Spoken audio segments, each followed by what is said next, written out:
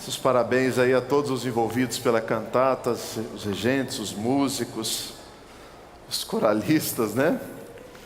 Dando aí uma bela demonstração de que as crianças já fazem parte da igreja do hoje, do agora. Não é verdade?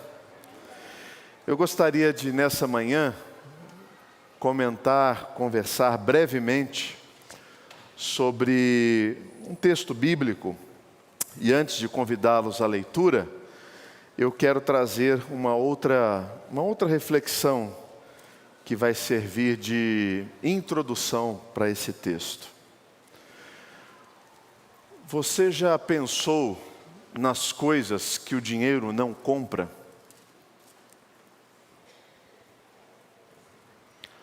O dinheiro compra muita coisa, não é verdade? Ele compra até mesmo coisas muito estranhas. Por exemplo, uma pequena mecha de alguns poucos fios de cabelo do Elvis Presley. R$350 mil.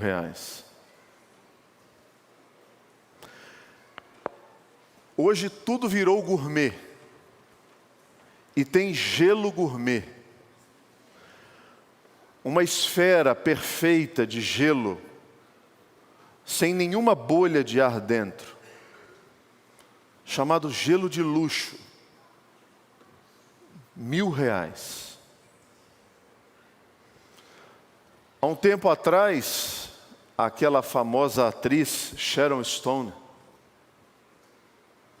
estava vendendo os seus beijos, R$180 mil.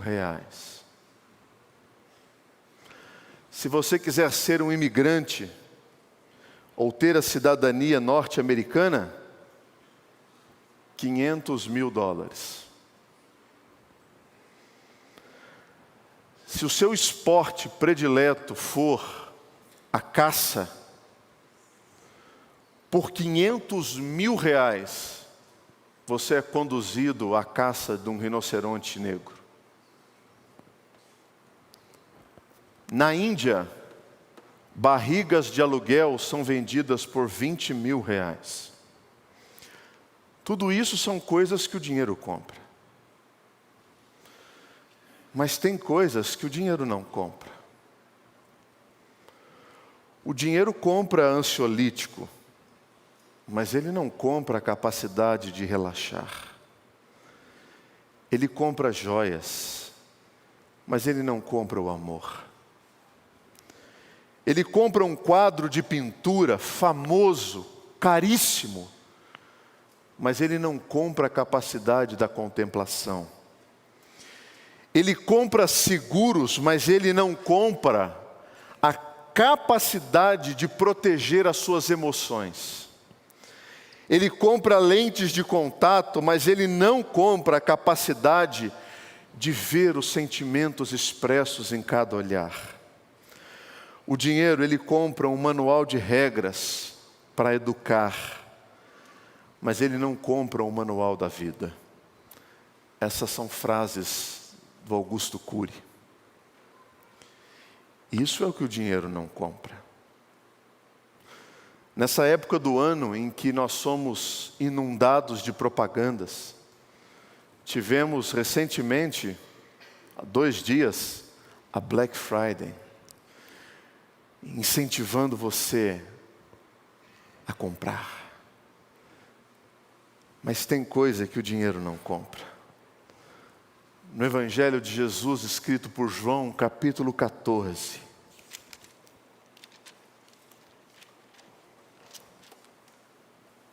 Jesus diz assim, versículo 16: Eu rogarei ao Pai, e Ele vos dará outro Consolador, a fim de que esteja para sempre convosco, o Espírito da verdade que o mundo não pode receber, porque não o vê, nem o conhece. Vós o conheceis, porque Ele habita convosco e estará em vós. Vós não vos deixareis órfãos, voltarei para vós outros. Ainda por um pouco, e o mundo não me verá mais, vós, porém, me vereis, porque eu vivo, e vós também vivereis. Naquele dia, vós conhecereis que eu estou em meu Pai, e vós em mim, e eu em vós. Aquele que tem os meus mandamentos e os guarda, esse é o que me ama, e aquele que me ama será amado por meu Pai, e eu também o amarei e me manifestarei nele. Disse-lhe Judas, não Iscariotes: de onde procede, Senhor, que estás para manifestar-te em nós e não ao mundo? E respondeu Jesus: se alguém me ama, guardará a minha palavra, e o meu Pai o amará, e viveremos, e viremos para ele, e faremos nele morada. Quem não me ama, não guarda as minhas palavras, e a palavra que estais ouvindo não é minha, mas do Pai que me enviou. E isto vos tenho dito, estando ainda convosco, mas o Consolador, o Espírito Santo, a quem o Pai enviará, em meu nome, este vos ensinará todas as coisas e vos fará lembrar de tudo que vos tenho dito. Deixo-vos a paz, a minha paz vos dou. Não vô-la dou como a dá o mundo. Não se turbe o vosso coração, nem se atemorize. Senhor, lendo a Tua palavra, eu peço agora a Tua bênção sobre a exposição, que eu seja encontrado fiel diante do Senhor, em todos os princípios das palavras de Cristo, e que a igreja do Senhor seja edificada para a glória do Teu nome. Amém. Isso é o que o dinheiro não pode comprar. Você já andou num carro blindado? Ele te dá segurança, mas ele não te dá paz. Por que os discípulos estavam tão intranquilos e inquietos com as palavras de Jesus? Porque Jesus estava anunciando que ele iria morrer. Pastor, hoje é o dia do nascimento, não é o dia da morte. Mas vocês vão entender onde eu quero chegar. Porque com a morte de Jesus, os discípulos não saberiam o que eles iriam fazer com a sua própria vida. Você já perdeu alguém que você ama? Você já perdeu um pai, uma mãe em idade mais tenra, um irmão, uma irmã, um marido, uma esposa, um filho, uma filha? A sensação que nós temos é essa de desespero, e agora, o que faremos? Como será a minha vida? Para onde eu vou? Quem me sustentará emocionalmente, afetivamente? O que eu vou fazer? E o que Jesus promete aos seus discípulos naquela circunstância? É o que diz o versículo 27. Deixo-vos a minha paz vos dou. E eu não a dou como o mundo a dá. Então não se turbe o vosso coração, nem se atemorize.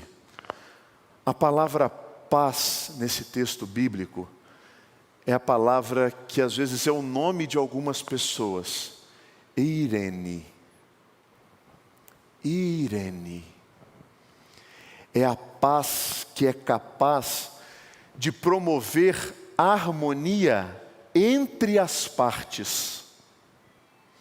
É aquilo que todos nós buscamos quando nós mediamos conflitos. Nós queremos paz. Queremos que os dois lados se acertem. Queremos que os dois lados vivam em comunhão, em tranquilidade. Que eles possam desfrutar a paz. Agora, eu posso anunciar e pregar uma paz, mas qual é o tipo de paz que Jesus está oferecendo aos seus discípulos? É uma paz que vem por meio do Santo Espírito do Senhor. Versículo de número 16. Eu rogarei ao Pai e Ele dará outro Consolador, a fim de que esteja para sempre convosco. E o Espírito da verdade que o mundo não pode receber, porque não o vê, nem o conhece, vós o conheceis, porque Ele habita convosco e estará em vós. O maior ponto de inflexão de toda a história foi o nascimento de Cristo Jesus, o Deus encarnado. E durante 33 anos, as palavras de Jesus apontaram salvação, apontavam a redenção da humanidade, apontavam um problema que existe em cada um de nós. Como nós lidamos com os nossos pecados? Porque os nossos pecados causam a guerra entre nós e o nosso Deus. Os nossos pecados provocam o ruído estabelecido entre o Senhor e nós. Os nossos pecados promovem a separação. E Jesus está anunciando aos seus discípulos esta reconciliação entre Deus e o homem, por meio do seu sangue, por meio da sua morte. A cruz é a ponte. Mas e depois que Cristo morrer? Depois que Cristo morrer, existe a possibilidade de individualmente, cada um responder diante de Deus sobre os seus atos e dizer para o Senhor: Deus, eu fui reconciliado pelo Teu Espírito. Ou, Deus, eu não confesso a Cristo diante dos homens. O que será? Como que o Espírito Santo contribui para a nossa paz interior? Ele é colocado aqui como consolador. Aquele que envolve e traz à memória tudo aquilo que Jesus Cristo ensinou. Isso é muito visível em situações de dores profundas.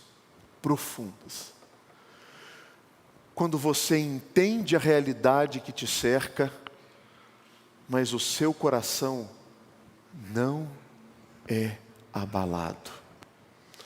O Espírito Santo, ele age também como guia, aquele que conduz o povo, aquele que dá sabedoria para as decisões que precisam ser tomadas, aquele que silencia os lábios nos momentos em que você tem que se calar e não falar. Porque quando vier o Espírito da verdade, ele vos guiará. O mesmo João diz isso no capítulo 16, versículo 13.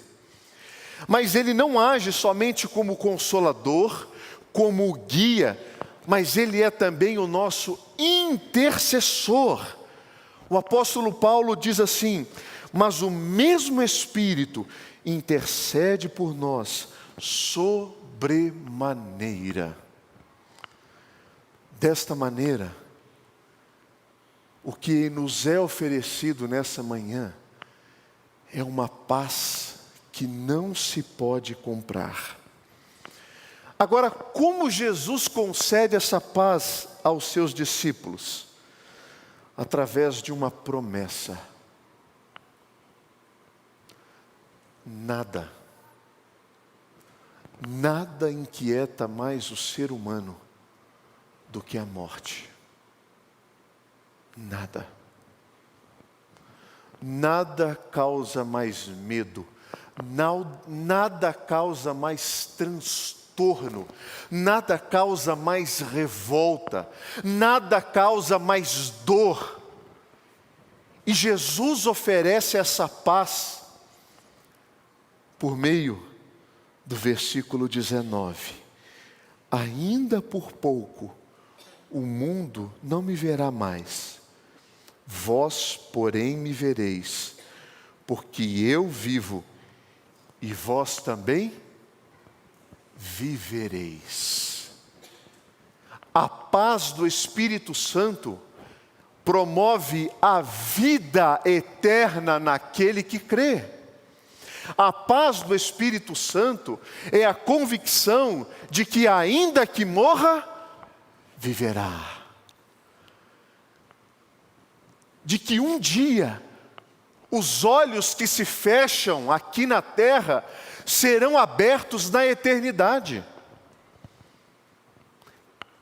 Isso é paz. É saber que os meus dias estão avançando.